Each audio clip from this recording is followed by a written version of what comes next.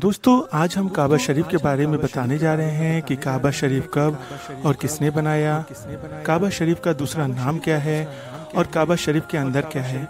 और भी बहुत सारी बातें हैं, मगर ये सब बताने से पहले आप हमारे YouTube चैनल अल मजीद को सब्सक्राइब, लाइक और अपने दोस्तों को ज़रूर से ज़रूर शेयर करें और कमेंट्स करके बताएं कि हमारी वीडियो आपको कैसे लगी। काबा शरीफ के नाम से जाना जाने वाला छोटा चौकोर घर ऊंचाई में गगनचुंबी इमारतों को टक्कर तो दे नहीं सकता है, लेकिन इतिहास और इंसान पर इसका असर बेजोड़ है। मक्का में काबा वह इमारत है जिसकी ओर रुक करके मुसलमान दिन में 5 बार हर रोज नमाज पढ़ते हैं। 1400 साल पहले पैगंबर मोहम्मद सल्लल्लाहु अलैहि वसल्लम के दौर से यह मामला जारी है। आइए जानते हैं काबा शरीफ का आकार क्या है। मौजूदा काबा शरीफ की ऊंचाई 29 फीट और 6 इंच है और कुल आकार 627 वर्ग फीट है। अंदरूनी कमरा 13 बाई 9 मीटर का है और दीवारें 1 मीटर चौड़ी हैं। दीवारें सभी पत्थर से बनी हुई हैं, अंदर के पत्थर बिना ढके हुए हैं जबकि बाहर वाली पॉलिश किए हुए हैं। इस छोटी इमारत तामीर और दोबारा तामीर आदम, इब्राहिम अलैहिस्सलाम, इस्माइल अलैहिस्सलाम और हुजूर सल्लल्लाहु अलैहि वसल्लम के जरिए की गई है। किसी दूसरे घर को यह शर्फ हासिल नहीं हुआ है। आइए जानते हैं कि काबा शरीफ का दूसरा नाम क्या है। काबा शरीफ का दूसरा नाम बैतुल्लाह है। बैतुल और अतीक एक मीनिंग के मुताबिक सबसे पुराना और कदीम, दूसरे मीनिंग के मुताबिक इसका मतलब आज़ादी और रिहाई है। दोनों मतलब निकाले जा सकते हैं। बैतुल और हराम माने मोहतरम घर। आइए जानते हैं कि काबा शरीफ के अंदर क्या क्या है।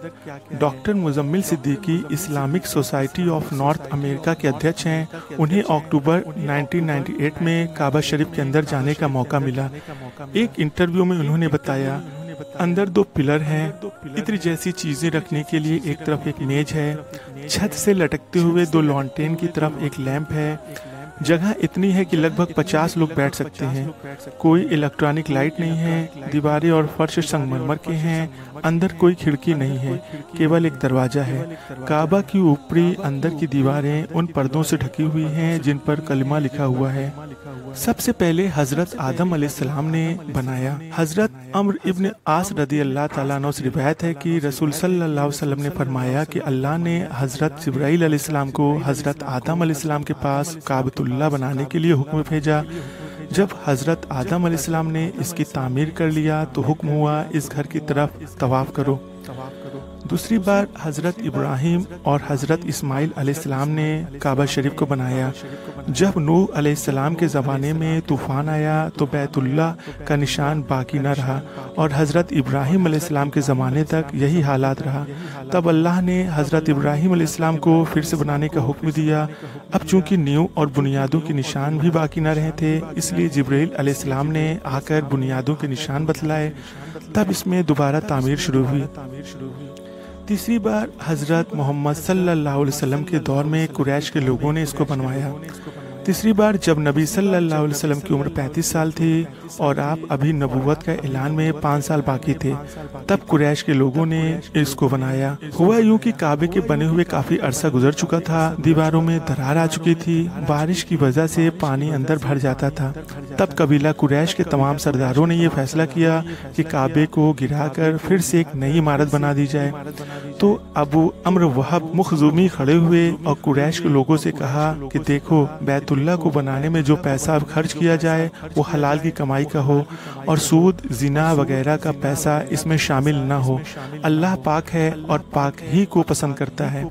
बैतुल्लाह को बनाने में हिस्सा लेने में कोई महरूम न रह जाए, इसलिए अलग अलग कबीलों में काम को बांट दिया जाए। जब पुरानी इमारत को गिराने का वक्त आया तो किसी की हिम्मत न हुई कि वो बैतुल्लाह को गिराए, लेकिन वलीद बिन मुगीरा फावड़ा लेकर खड़ा हो गया और ये कहा, ए अल्लाह, हम सिर्फ खैर और भलाई की नीयत रखते हैं। ये कहकर हजरत अस्वद यानी काला पत्थर की तरफ से गिराना शुरू किया। मक्का वालों ने कहा, रात तक इंतजार करो, अगर इस पर कोई आसमानी बला या मुसीबत नाजिल ना हुई तो हम काबे को फिर से वैसे कर देंगे, वरना हम वलीद को बनाने में साथ देंगे। جب صبح ہوئی تو ولی صحیح فاوڑا لے کر پھر پہنچ گیا تو لوگوں نے سمجھ لیا کہ اللہ ہمارے اس کام سے راضی ہیں۔ جب بن کر تیار ہو گیا تو حجر اسود کو اپنی جگہ رکھنے کا وقت آیا تو لوگ جھگڑنے لگے کہ ہر قبیلہ چاہتا تھا کہ پتھر اپنی جگہ لگانے کا شرف اسے حاصل ہو، اس لیے اس مدعے پر لڑائی شروع ہونے والی تھی۔ تبھی مکہ کے سب سے بوڑھے آدمی ابو امیہ نے پرستاؤ رکھا کہ اگلی صبح مسجد کے دروازے سے جو سب سے پہلے داخل ہو وہی شخص اس معاملے میں طے کرے گا۔ سب نے اس رائے کو پسند کیا۔ اگلی صبح کیا دیکھتے ہیں کہ سب سے پہلے دروازے سے داخل ہونے والے محمد صلی اللہ علیہ وسلم تھے۔ آپ کو دیکھتے ہی سب کہہ اٹھے، یہ تو محمد ہیں، امین ہیں، ہم راضی ہیں اس بات پر کہ یہ ہمارا فیصلہ کریں۔ فیصلہ یہ ہوا کہ آپ صلی اللہ علیہ وسلم نے ایک چادر منگوائی اور حجر اسود کو اس میں رکھ کر یہ فرمایا کہ ہر قبیلے کے سردار چادر کو تھام لے تاکہ کوئی قبیلہ اس شرف سے محروم نہ رہے۔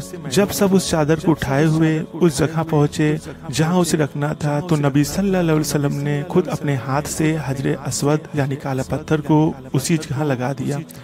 چونکہ قریش کے جماعت کے پاس زیادہ دولت نہیں تھی، اس لیے اس دوبارہ کی گئی تعمیر کو کعبہ کی پوری نیو شامل نہیں ہو پائی جیسا کہ پیغمبر ابراہیم علیہ السلام نے بنایا تھا۔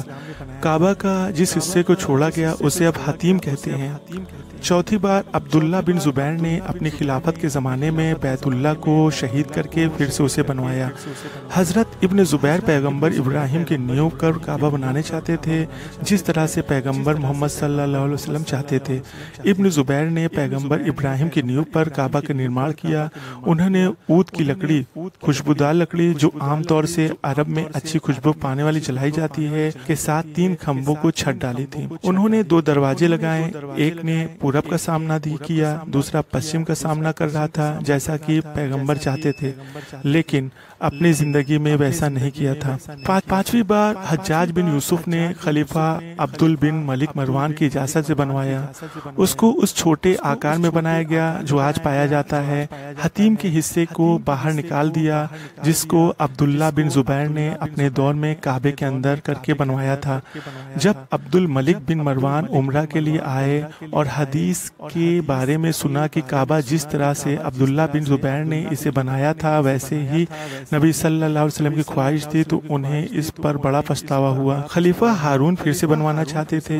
عباسی خلیفہ ہارون الرشید کعبہ کو پھر سے بنوانا چاہتے تھے جس طرح سے پیغمبر محمد صلی اللہ علیہ وسلم چاہتے تھے اور جس طرح سے عبداللہ ابن زبیر نے اسے بنایا تھا، لیکن جب انہوں نے امام ملک سے صلاح لی تو امام نے خلیفہ سے اپنے من کو بدلنے کے لیے کہا، کیونکہ لگاتار گرانا اور بنانا کوئی اچھی بات تو نہیں ہے اور بادشاہوں کے ہاتھوں کا کھلونا بن جائے گا۔ ہر شخص کعبہ کو گرانا اور دوبارہ تعمیر کرانا چاہے گا۔ اس صلاح کی وجہ سے ہارون رشید نے کعبہ کو دوبارہ نہیں بنوایا اور قریباً 966 سالوں تک کوئی تعمیر نہیں ہوئی ہے، بس یہاں اور وہاں معمولی مرمت ہوتی رہی اور اس کے بعد بھی کئی بار تعمیر ہوئی۔ آپ کو یہ ہماری ویڈیو کیسی لگی؟ اگر اچھی لگی تو آپ ہمارے یوٹیوب چینل المجید کو سبسکرائب، لائک اور اپنے دوستوں میں ضرور سے ضرور شیئر کریں۔